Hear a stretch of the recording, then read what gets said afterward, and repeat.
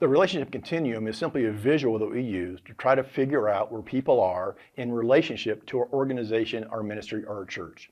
So picture, if you will, one end of the continuum being emotions, people being driven by their emotions, and their relationship with our ministry being driven by their emotions. The other is kind of rational thinking and how people respond to us in a very clear, rational way.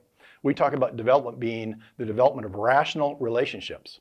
So many times people come to our ministries, they come to our church through an emotional experience. Someone received Jesus because of something they heard at our church. Someone's life was changed because of a small group. Someone's life was impacted. They became free of an addiction because of an agency or an organization. So they enter our situation, enter our story in an emotional situation. But we know emotions don't last. So we need to have that emotion turned into some sort of rational thinking along the line. Rational thinking, rational relationship doesn't sound very exciting or enthusiastic. So if you don't like rational, replace it with significant. Replace it with meaningful. So meaningful relationships with people. So many times for us, that rational relationship actually has a starting point. I can think of the time when I asked my wife to marry me. 40 years this fall. And at some point, I stopped talking about me, and she stopped talking about her, and we started talking about we. The pronouns change. The I and the me becomes us and we. And many times in a group, in a small conversation, it's palpable. You can feel it. You know when it happens.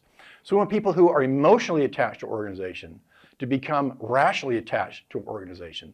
That way, when we have struggles, if we have deep hurts within an organization that have to be dealt with our stakeholders, our constituents, there's enough rational thinking, meaningful relationship there that they still continue to support us. The emotions always go away. Now, I'm as emotional about my wife 40 years later as I was when I asked her to marry me. The emotion doesn't go away if I'm in this rational relationship. In fact, the emotion grows deeper. It grows stronger, right? In a marriage relationship or a really close friendship with brothers or sisters in Christ you've been with and you've done life together, you've done church together. So that rational relationship, a meaningful relationship, is one that we look for. So it's not just based on someone's emotion. Oh, I gave a small contribution because I was just really excited at the time. And tears were coming down my face at this event that I went to. It's because I feel compelled by what God is asking me to do to support this organization and to resource this organization.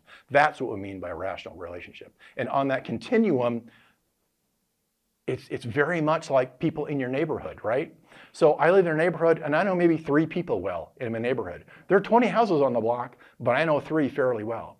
So we sometimes treat people as if everybody's the same in our database of our ministry or of our church, when in fact people are in very different places in terms of how we know them and their relationship to our ministry. So that relationship continuum not only helps us describe whether people are more emotional or more rational, and we want them to get to the rational, but also reminds us that not everybody is the same. We can't treat the same people or everybody with the same correspondence or the same communication or the same sort of appeal or invitation because not everybody is in the same place in the same street.